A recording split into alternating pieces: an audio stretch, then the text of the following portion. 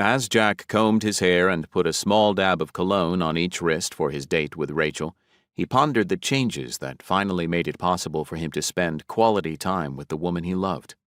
The APF had been gathering capable and responsible paranormals, people who had managed to live successfully in hiding for years.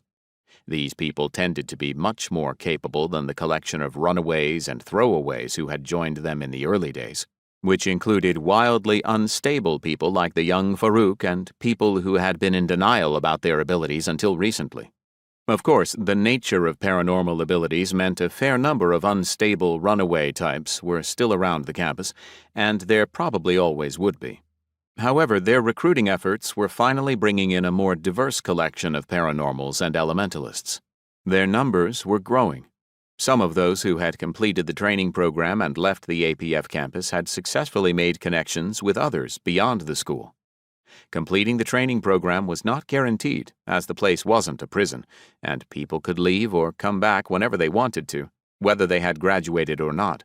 Those who completed it and successfully put their powers to use in the outside world had also proven remarkably adept at finding other paranormals who needed help and education. At their most recent staff meeting, the Demographics and Outreach Department had informed him they expected 3 to 5 new paranormals on campus for every person they graduated. They might even have to institute a waiting list if it continued beyond a certain point. As a result of all these expansions and his newfound ability to delegate work to others, Jack could now take a few days off here and there.